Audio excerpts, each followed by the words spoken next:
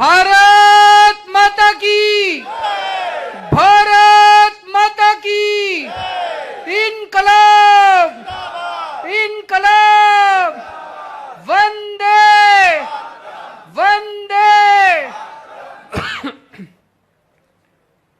आज जामनगर के कोने कोने से आए हुए मेरे प्यारे व्यापारी भाइयों बहनों, सभी माताओं बुजुर्गों, सभी बच्चों, सब लोगों को मेरा नमस्कार, हाथ जोड़ के सबको मेरा प्रणाम।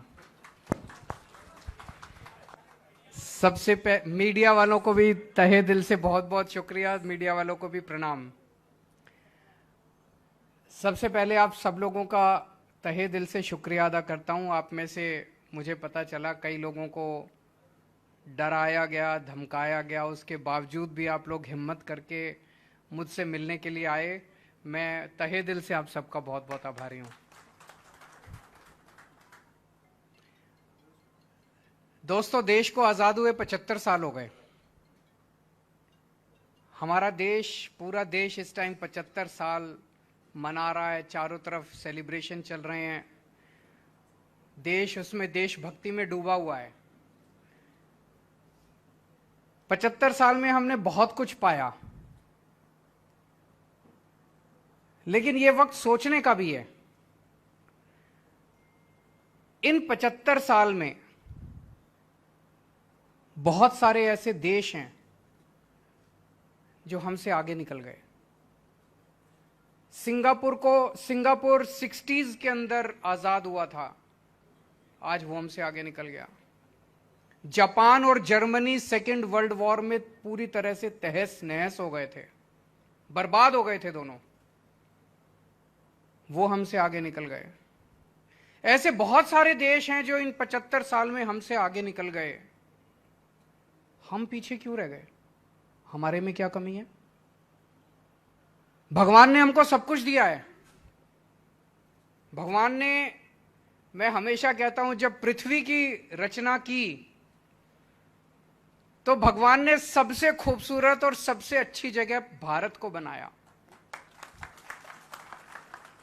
हमें पहाड़, नदियां, जड़ी बूटी, फसलें, मिनरल्स, सब कुछ दिया, समुद्र, सब कुछ दिया। क्या नहीं दिया भगवान ने? कोई कमी नहीं छोड़ी भगवान ने अपनी तरफ से। और जब भगवान ने पृथ्वी के ऊपर इंसान की रचना की, आदमी की रचना की, आदमी को बनाया, तो सबसे इंटेलिजेंट आदमी उसने भारत के लोगों को बनाया। हमारे भारत के लोग पूरी दुनिया में घूमते हैं। आप जितनी मल्टीनेशनल कंपनीज हैं, बड़ी बड़ी कंपनीज हैं, उठा के देख लो, सबके टॉप के ऊपर आपको इंडियन बैठा हुआ मिलेगा। फिर हमारा देश पीछे क्यों रह गया? गुजरात के लोग उद्यमी हैं, इंडस्ट्रियलिस्ट हैं, व्यापारी हैं, मेहनती हैं, व्यापार करना जानते हैं, इंडस्ट्री चलाना जानते हैं। पूरी दुनिया में जब जाते हैं तो देश का नाम रोशन करते हैं गुजरात के लोग। लेकिन जब अपने देश में आते हैं, गुजरात में आते हैं, तो उनको कहा जाता है, खबरदार केजरीवाल की मीटिंग में गए तो। इसलिए हमारा देश पीछे रह गया। हम आपस में लड़ते रह गए। हम गंदी राजनीति का हिस्सा बन के रह गए। अगर इन्हीं लोगों के भरोसे देश छोड़ दिया तो दोस्तों 75 साल और पीछे रह जाएंगे। अब जरूरत है, देश के लोगों को खड़ा होना पड़ेगा। 130 करोड़ लोगों को खड़ा होना पड़ेगा। इस देश को लोग आगे लेके जाएंगे, नेता और पार्टियां आगे लेके नहीं जाएंगी। हमारे पास बेस्ट इंजीनियर हैं, बेस्ट डॉक्टर हैं, बेस्ट बिजनेसमैन हैं, बेस्ट किसान हैं, बेस्ट प्रोफेशनल्स हैं, बेस्ट वकील हैं, बेस्ट डॉक्टर हैं। फिर भी हम पीछे क्यों हैं? इसलिए कि हमारे देश की राजनीति बहुत खराब है। इस राजनीति को ठीक करना पड़ेगा। दिल्ली के अंदर हम लोगों ने 5 साल के अंदर, पहले मैं भी एक आम आदमी हूं, मैं कभी जिंदगी में नहीं सोचता था मैं राजनीति में आऊंगा। किस्मत ने ऐसा पलटा खाया कि लोगों का प्यार मिला, किस्मत पलटी और दिल्ली का मुख्यमंत्री बन गया। पहले मैं सोचता था कि कुछ ज्यादा ही मुश्किल होता होगा सरकार चलाना, जो समस्याएं समाधान नहीं हो रहा।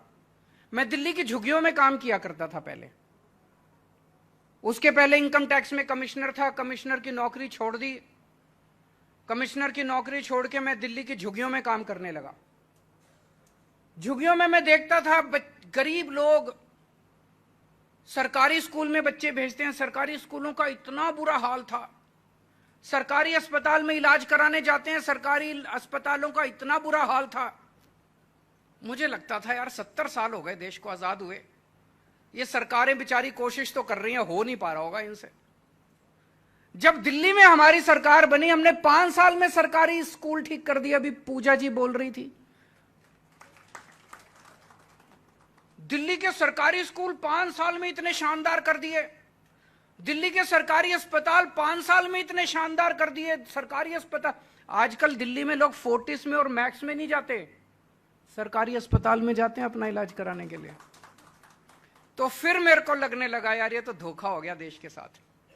हो तो सकता था, स्कूल भी ठीक हो सकते थे, अस्पताल भी ठीक हो सकते थे, व्यापार भी ठीक हो सकता था, इंडस्ट्री भी ठीक हो सकती थी, सड़कें भी बन सकती थी, बिजली भी ठीक हो सकती थी, पानी भी ठीक हो सकता था। 70 साल में इन्होंने धोखा दिया हम लोगों को, 70 साल में इन लोगों ने जानबूझ के हमें पिछड़ा रखा है। देश आगे बढ़ सकता है दोस्तों, ये गंदी राजनीति खत्म करनी पड़ेगी। बताइए, मैं अगर आपसे जामनगर मिलने आ रहा हूं, मैं कोई आतंकवादी हूं? मैं दिल्ली से चल के आ रहा हूं, यार एक कप चाय पिला दो, बस यही तो चाह रहा हूं मैं, और तो कुछ नहीं मांग रहा। और मैं पाटिल साहब से, सीएम साहब से निवेदन करूंगा, आप भी आइए ना इस मीटिंग में, बैठ के बात करते हैं, चर्चा करते हैं। गुजरात की संस्कृति तो यही है, गुजरात की संस्कृति ये थोड़ी है कि जीएसटी के अफसरों को फोन कर करके धमकाओगे, खबरदार कोई केजरीवाल की। अरे मैं कोई चोरी करके थोड़ी ले जा रहा हूं यार, कुछ धमकाने की क्या जरूरत है। और मैं गुजरात के सीएम साहब को आज आमंत्रित करता हूं, आप आइए दिल्ली में मीटिंग कीजिए, मैं आप किसी को नहीं धमकाऊंगा, सबको भेजूंगा आपकी मीटिंग में, कि सुन के तो आओ। हो सकता है सीएम साहब गुजरात से जाके दिल्ली में कोई अच्छी बात कहें। अच्छी बातों के आदान प्रदान में क्यों रोक लगाई जाती है? इस देश के अंदर अगर कोई आ रहे हैं जा रहे हैं, क्यों? मेरे को 1 साल पहले सूरत के कुछ व्यापारियों ने बुलाया, सूरत की एक एसोसिएशन ने बुलाया, मैंने कहा हाँ मैं आऊंगा।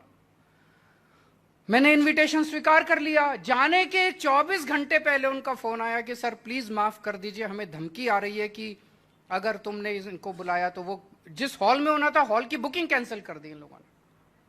अब मैं राजकोट में गया टाउन हॉल करने के लिए, हमारी बड़ा अच्छा आदान प्रदान हुआ, जैसे आज आदान प्रदान हुआ हमारा। मैंने बहुत सारी चीजें सारी लिखी, मैं सब, पूजा जी ने बोला, विशाल जी ने बोला, जडेजा चेतन जी ने बोला, कई सारी चीजें मैं लिख रहा था सब लोगों के। तो ये विचारों के आदान प्रदान से ही तो आगे बढ़ेंगे, ऐसे रोकने से थोड़ी आगे बढ़ेंगे। मैं राजकोट में गया, वहां पे बहुत अच्छा बताते हैं कि मेरी मीटिंग के बाद बड़ा तंग किया इन्होंने व्यापारियों को। आज मैं यहां आ रहा था, जाने के पहले ही इन्होंने धमकियां देनी चालू कर दी कि खबरदार जो केजरीवाल की मीटिंग में गए। ये तो सही नहीं है, ये गुजरात की संस्कृति नहीं है। मैं इनसे निवेदन करूंगा हाथ जोड़ के, बीजेपी वालों से, ऐसे नहीं करना चाहिए, ये सही नहीं है। आज मैं आपके बीच में, अक्सर क्या होता है, चुनाव के पहले पार्टियां आती हैं, पार्टियों को व्यापारी चुनाव के पहले ही याद आते हैं, क्योंकि डोनेशन लेना होता है कि नहीं होता? पार्टियों को चुनाव के पहले उद्योगपति याद आते हैं, व्यापारी याद आते हैं, उसके पहले कोई नहीं पूछता, उसके लिए डंडा मारते हैं 5 साल, फिर याद आते हैं। मैं आपसे डोनेशन लेने नहीं आया, मुझे डोनेशन नहीं चाहिए। मैं आज आपको सबको, गुजरात के व्यापारियों को, गुजरात के उद्योगपतियों को, गुजरात के विकास में पार्टनर बनाने के लिए आया हूं। आम आदमी पार्टी की सरकार बनेगी तो आपको पार्टनर की तरह ट्रीट किया जाएगा। हुक्म आप देंगे, सरकार उस हुक्म को लागू करेगी। एक अंग्रेजी में कहावत है, the wearer knows where the shoe pinches. आपको पता है कि समस्या क्या है, सरकार में बैठे हुए लोगों को, बाबू को या मंत्री को थोड़ी पता है कि समस्या क्या है। और इतने किस्म किस्म के व्यापार, किस्म किस्म के उद्योग हैं, सरकार को सब कुछ थोड़ी पता होता है। आप निर्णय लेंगे, हम उसको लागू करेंगे। एक चीज है, दिल्ली के अंदर जब हमारी सरकार बनी थी नई नई 2013 में 2014 में, उस टाइम कहा जाता था कि दिल्ली के व्यापारी बीजेपी का वोट बैंक है। आज 7 साल हो गए दिल्ली में सरकार चलाते चलाते, हमने किसी भी बीजेपी के व्यापारी को जानबूझ के रेड तो मारना बंद ही कर दिया, रेड राज बंद कर दिया। जीएसटी की कोई रेड नहीं होती है दिल्ली के अंदर, अब किसी किस्म की कोई रेड नहीं होती है। लेकिन किसी भी बीजेपी के व्यापारी को हमने परेशान नहीं किया। आप फोन करके पूछ लीजिए, हमने व्यापारियों का दिल जीता है। अपने आचरण से, अपनी नीतियों से हमने व्यापारियों का दिल जीता है। आप फोन करके पूछिए दिल्ली के किसी व्यापारी को, अगर वो केजरीवाल गंदा आदमी है, मुझे वोट मत देना। ये बड़ी बात बोल रहा हूं मैं। आपके बहुत दोस्त रिश्तेदार रहते होंगे दिल्ली के अंदर, अगर कोई दिल्ली का आदमी ये कह दे केजरीवाल गंदा आदमी है, गंदा काम कर रहा है, मुझे वोट मत देना। पिछली बार 2020 के चुनाव में मैंने दिल्ली की जनता को बोला था कि अगर आपको लगता है 5 साल में मैंने काम नहीं किया तो मुझे वोट मत देना। मुझे नहीं लगता 5 साल काम करने के बाद किसी भी नेता की इतनी हिम्मत होती है कि अपनी जनता के बीच में जाके ये कह सके कि अगर मैंने काम नहीं किया तो मुझे वोट मत देना। मैं आपसे पूछना चाहता हूं, आप 27 साल से यहां पे भारतीय जनता पार्टी का राज है। आज मैंने आपसे विचारों का आदान प्रदान किया, आपने मुझे इतनी सारी बातें बताई, उस पर अभी गौर करूंगा मैं। कभी बीजेपी वालों ने बैठ के आपसे इस तरह से बातचीत की? आपकी बातें सुनी, आपकी समस्याएं सुनी? मुझे लगता है भाषण ही देके चले गए होंगे। जब भी आपको बुलाया होगा वो भाषण देते हैं, आप सुनते हैं और आप निकल जाते हैं। ये सुनना बहुत जरूरी है। जनतंत्र है, जनता का शासन है, जनता की समस्याएं सुनेंगे नहीं तो पता कैसे चलेगा। अभी लट्ठा कांड हुआ, कई लोगों की मौत हुई। कहते हैं कि गुजरात में नशाबंदी है, शराबबंदी है। खुलेआम शराब मिल रही है कि नहीं मिल रही है? बताते हैं, फोन पे फोन करो, घर पे डिलीवर होती है। कोई दारू बता दो, कोई दारू का ब्रांड बता दो। फॉरेन लिकर चाहिए, देसी दारू चाहिए, जो चाहिए वो कहते हैं कि बड़े आराम से मिलती है। हजारों हजारों करोड़ का धंधा है। किसका है ये? कौन चला रहा है? कौन मास्टरमाइंड है इसका?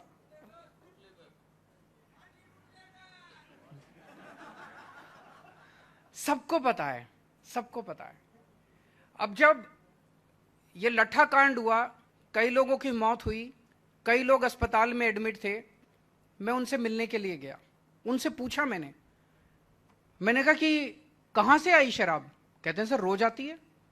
मैंने कहा छुप के देके जाता? कहता नहीं, खुलेआम गांव में बिकती है, रोज आती है, रोज गांव में बिकती है। खुलेआम दारू बिक रही है तो ऐसा तो नहीं पता हो सकता कि सरकार को नहीं पता? सरकार को तो पता है। इसका मतलब पुलिस प्रशासन की मर्जी से चल रहा है, प्रशासन की भागीदारी से चल रहा है। मैं उनसे मिलने के लिए गया अस्पताल में, दिल्ली का मुख्यमंत्री, गुजरात के मुख्यमंत्री उनसे मिलने के लिए नहीं गए, पाटिल साहब उनसे मिलने के लिए नहीं गए। हर चीज तो वोट के तराजू में नहीं तोलनी चाहिए ना, इंसानियत भी तो कुछ होती है। अपने ही तो राज्य के लोग हैं, अपने ही तो देश के लोग हैं, जाने में क्या हर्ज है? ये थोड़ी देखना चाहिए कि वोट मिलेगा कि नहीं मिलेगा, कितने वोट जाएंगे, कितने वोट आए। हर चीज वोट से नहीं होती, इंसान है, इंसानियत है। आजकल रेवड़ी की खूब चर्चा हो रही है पूरे देश के अंदर। फ्री की रेवड़ी, फ्री की रेवड़ी, फ्री की रेवड़ी। हमने दिल्ली में सरकारी स्कूल बहुत शानदार कर दिए।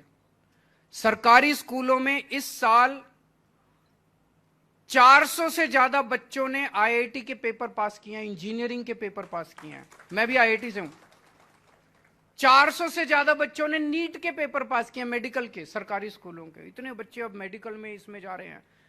इतने बच्चे शानदार अंग्रेजी बोलने लगे हैं।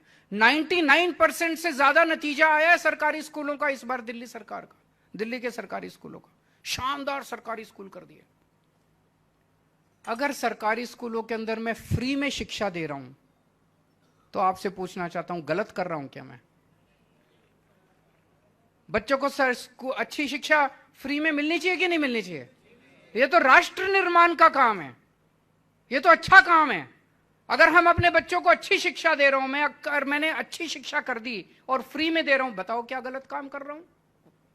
पहले दिल्ली के सरकारी अस्पतालों का बहुत बुरा हाल था, टूटे फूटे थे, दवाइयां नहीं मिलती थी, मशीनें खराब थी, एक्सरे की, एमआरआई की मशीनें खराब पड़ी। मैंने सब ठीक कर दिया, सेंट्रली एयर कंडीशन बना दिए सारे सरकारी अस्पताल, मोहल्ला क्लिनिक खोल दिए, सारी दवाइयां फ्री मिलती हैं।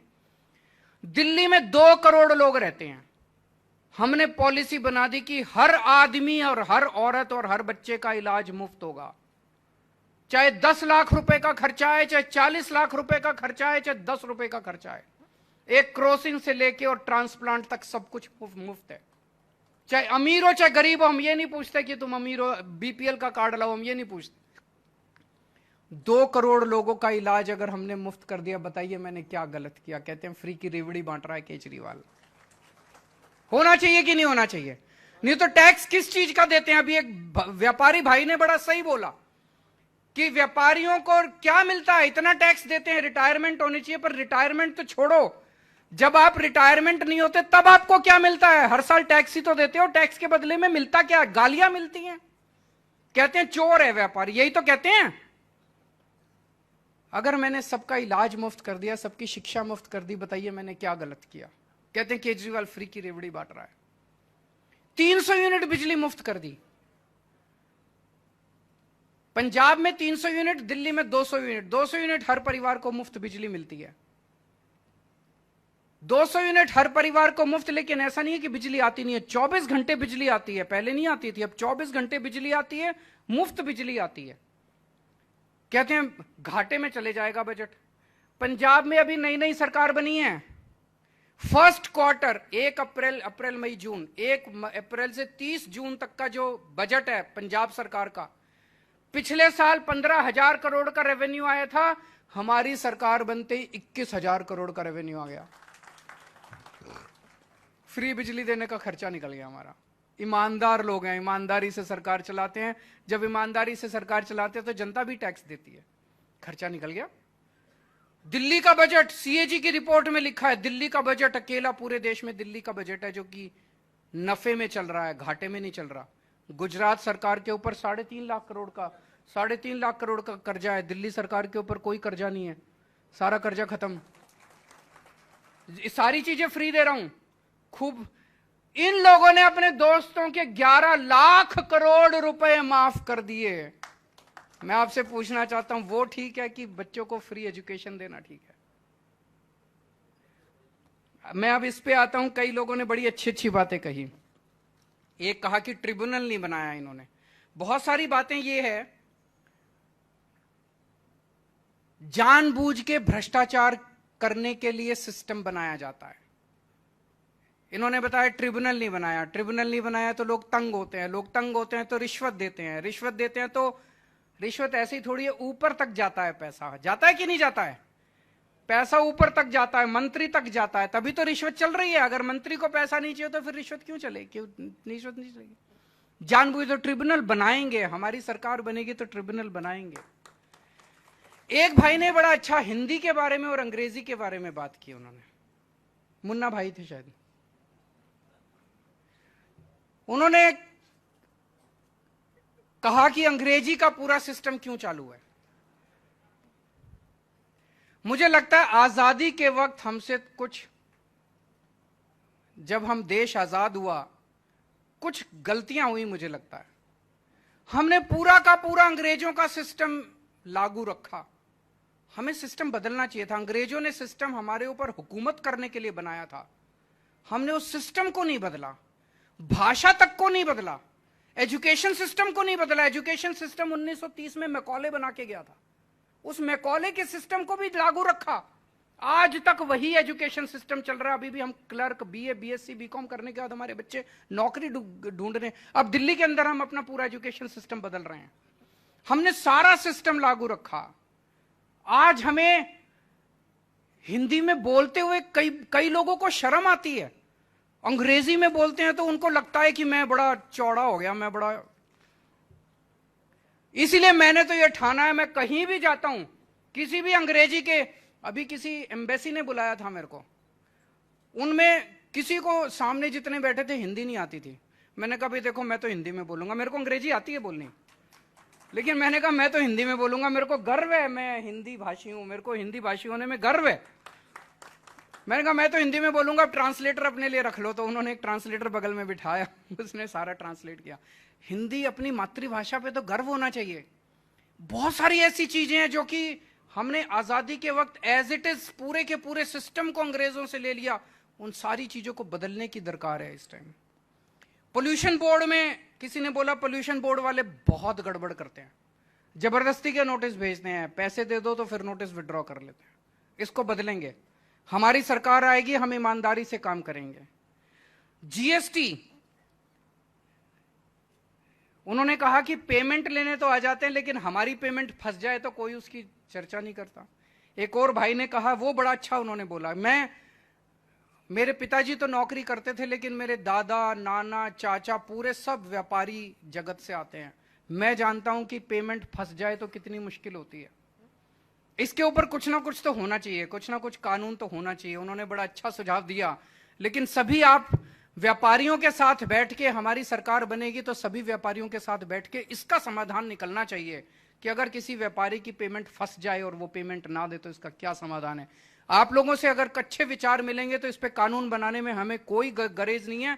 मुझे लगता है गुजरात में कानून बनेगा तो पूरे देश को उससे दिशा मिलेगी, पूरे देश के अंदर उस किस्म के कानून बनने चालू होंगे। पूजा जी ने एजुकेशन के बारे में बात की, हमारी सरकार बनेगी तो गुजरात के भी एजुकेशन को बदलेंगे। चेतन जी ने कहा कि 4 साल के बाद नोटिस देते हैं, उस अफसर के ऊपर तो एक्शन होना चाहिए। 4 साल सो रहे थे क्या तुम? 4 साल कर क्या रहे थे तुम? कमोडिटी एक्सचेंज, ये बहुत बड़ा मुद्दा है। इसमें मतलब ना आदमी के पास कुछ नहीं है, बैठ जाते हैं कंप्यूटर पे सवेरे सवेरे और शाम तक लेया बेची करते रहते हैं, और ना माल है, ना इधर माल है, ना उधर माल है, बस केवल इसके ऊपर तो एक्शन होना चाहिए। इसकी वजह से बिल्कुल सही कहा, महंगाई का एक बहुत बड़ा कारण ये कमोडिटी एक्सचेंज है। हैं जी? हाँ जी,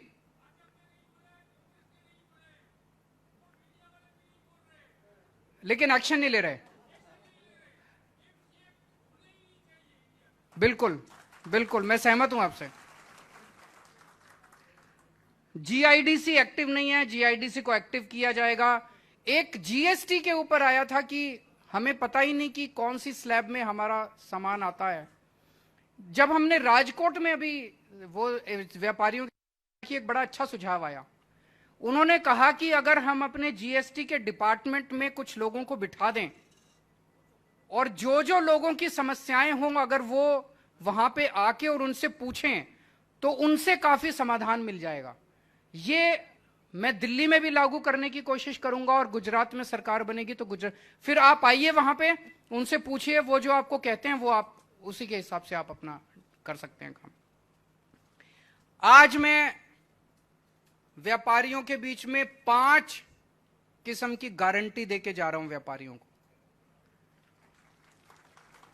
मैंने एक ये नया शब्द दे भारत की राजनीति में शुरू किया, गारंटी, क्योंकि ये कभी कोई कहता है घोषणा पत्र, कोई कहता है मैनिफेस्टो, और फिर चुनाव के बाद कहते हैं कौन सा घोषणा पत्र कौन सा मैनिफेस्टो, हमने तो जुमला किया था। तो हमने कहा गारंटी, केजरीवाल की गारंटी, जैसे होता था ना फेविकोल का जोड़ है ये टूटेगा नहीं, तो केजरीवाल की गारंटी है ये कभी टूटेगी नहीं। और गारंटी इसलिए कि मार्केट में जाते हो आप, टीवी खरीद के लाते हो, अगर गारंटी मिलती है, अगर टीवी गड़बड़ निकल आए तो वापसी की गारंटी। हम भी गारंटी दे रहे हैं कि अगर हम अपनी बातें पूरी ना करें, अगली बार धक्के मार के हमें बाहर निकाल देना, अगली बार वोट मत देना, वोट मांगने नहीं आएंगे अगली बार हम। पहली गारंटी, ये डर का माहौल खत्म करेंगे। आप जिस मर्जी पार्टी से हो, जिस पार्टी से हो, जहां जाना चाहो, कल केजरीवाल की मीटिंग में जाना चाहो, पाटिल साहब की मीटिंग में जाना चाहो, किसी की मीटिंग में जाना चाहो, आप फ्री हो जाने के लिए। यार ये डर का माहौल खत्म करेंगे, निडरता के साथ आप अपना काम कीजिए। दूसरी गारंटी, व्यापारियों को इज्जत देंगे। व्यापारी पैसा कमा लेता है, इज्जत का भूखा होता है, उसको कोई सरकार इज्जत नहीं देती। मैं इनकम टैक्स में होता था, पहले इनकम टैक्स में कमिश्नर की नौकरी करता था। एक माहौल पूरे देश में ऐसे बना दिया गया है कि व्यापारी तो चोरी करता है, व्यापारी सबसे ज्यादा मेहनत करता है, 24 घंटे मेहनत करता है, खून पसीना बहाता है, उसके बाद टैक्स देता है, उसके बाद दान पुण्य करता है, उसके बाद व्यापारी सबसे ज्यादा मेहनत करता है। व्यापारी को इज्जत देंगे, उद्योगपतियों को इज्जत देंगे। तीसरी बात, रेड राज बंद करेंगे, कोई रेड नहीं होगी इसके बाद। ये मैं दिल्ली के अपने एक्सपीरियंस से बता रहा हूं। जब हमने दिल्ली में नई नई सरकार बनाई, हमने कहा कोई रेड नहीं होगी। कई सारे हमारे अफसर आए, सर ये ऐसे तो ये व्यापारी चोरी करना चालू कर देंगे। मैंने कहा भरोसा रखो, व्यापारियों पे भरोसा रखो, सब देंगे पैसा। आप यकीन नहीं करोगे, जब हमारी सरकार बनी थी 30,000 करोड़ का दिल्ली का टोटल रेवेन्यू था। आज 7 साल में 75,000 करोड़ रेवेन्यू हो गया। हमने कोई रेड नहीं मारी, व्यापारी खुद ब खुद दे रहे हैं कि देख रहे हैं व्यापारी कि केजरीवाल स्कूल भी ठीक कर रहा है, अस्पताल भी ठीक कर रहा है, बिजली भी दे रहा है, पानी भी दे रहा है, हमारे भले का काम कर रहा है। व्यापारी खुद ब खुद देना चाहता है। वो कहता है यार तुम अपने दफ्तर में बैठो, मेरे को तंग मत करो। बस एक ही शर्त होती है व्यापारी की, मेरे को तंग मत करो। रेड राज बंद करेंगे, भ्रष्टाचार बंद करेंगे। और दिल्ली में हमने एक नई किस्म की योजना, पूरी दुनिया में, वो पूरे दुनिया में केवल दिल्ली में है, हमने शुरू की है door step delivery of services. इसका मतलब है जैसे आप पिज्जा ऑर्डर करते हो, कैसे करते हो? एक फोन नंबर होता है, उस पर आप फोन करते हो, बोलते हो मेरे को फलाना फलाना पिज्जा चाहिए, आधे घंटे के अंदर आपका पिज्जा आपके घर में आ जाता है। ऐसे ही अब दिल्ली सरकार के अंदर अगर आपको कोई काम कराना हो तो आपको दिल्ली सरकार के दफ्तर में जाने की जरूरत नहीं है। आपको एक फोन नंबर दे दिया हम लोगों ने, दिल्ली के लोगों को हमने फोन नंबर दे दिया, 1076 है शायद, 1076 है। दिल्ली में जाओ तो वहां काम करता है, यहां पे काम नहीं करेगा। उस नंबर पे आप फोन करो, आप बोलो मुझे बिजली का नया कनेक्शन चाहिए, मुझे पानी का नया कनेक्शन चाहिए, मुझे लाइसेंस बनवाना है, मुझे राशन कार्ड बनवाना है, मुझे फलाना फलाना जीएसटी नंबर। आपको जो भी काम है आप उस नंबर पे बताइए, उधर से आवाज आएगी कि आपके घर हम कितने बजे आए आपका काम करने के लिए। दिल्ली सरकार से एक ऑफिसर उतने ही बजे आपके घर आता है, एक छोटी सी फोटोकॉपिंग मशीन लेके आता है, आपसे जो डॉक्यूमेंट्स है उसकी फोटोकॉपी करा के और ले जाता है। आपका काम 1 हफ्ते या 10 दिन के अंदर आपका कागज बाय पोस्ट आपके घर आ जाता है। कोई चक्कर काटने की जरूरत नहीं, कुछ नहीं। ये क्यों हुआ? ये इसलिए हुआ क्योंकि हमारी सरकार ईमानदार है। अगर हम बेईमान होते, अगर दिल्ली का मुख्यमंत्री बेईमान होता, क्या करता? जीएसटी वालों को कहता है महीने के अंत में मेरे को इतना पैसा चाहिए, फिर वो कहते हैं सर ये थोड़ा सा एक अप्रूवल और एक एनओसी और लगा देते हैं इसमें, तो वहां पे पैसा इकट्ठा होना चाहिए। फिर हम डोर स्टेप डिलीवरी नहीं करते। डोर स्टेप डिलीवरी केवल ईमानदार सरकार कर सकती है। आज केवल दिल्ली के अंदर है, पंजाब में भी लागू करने जा रहे हैं, तो गुजरात में भी लागू करेंगे। चौथी चीज, पहले वैट होता था, उसके बहुत सारे मुकदमे आज भी चल रहे हैं, पुराने मुकदमे चल रहे हैं कि नहीं चल रहे हैं? दुखी हैं लोग उससे। तो वैट एमनेस्टी स्कीम लाई जाएगी, पुराने सारे मुकदमे खत्म किए जाएंगे, आपको एक मौका दिया जाएगा और वैट एमनेस्टी स्कीम लाई जाएगी। और जितने पेंडिंग वैट के रिफंड हैं वो 6 महीने के अंदर सारे वैट के रिफंड आप लोगों को दे दिए जाएंगे। और आखिरी 5वीं चीज, आपको पार्टनर के रूप में, आज यहां पे कोई सारी बातें तो आई नहीं, इतने किस्म के व्यापार, इतने किस्म के उद्योग, रोज कोई ना कोई समस्या, तो एक बॉडी बनाएंगे, एडवाइजरी बॉडी आप लोगों की, हर सेक्टर के उसमें रिप्रेजेंटेटिव होंगे। आप लोग उसमें हमें बताएंगे सरकार को कि ये काम कीजिए, और वही काम सरकार करेगी। सरकार पे आपका डिसीजन बाइंडिंग होगा, आपको पार्टनर के रूप में ट्रीट किया जाएगा। तो ये 5 गारंटी मैं आज आपको देके जा रहा हूं। और फिर से मैं गुजरात के विकास में आप लोगों को पार्टनर बनाने के लिए आया हूं। आज आप लोग आए, इतनी बड़ी संख्या में आए, सभी डर और धमकियों को सहन करके आए, इसके लिए मैं आपका बहुत बहुत शुक्रगुजार हूं। बहुत बहुत शुक्रिया।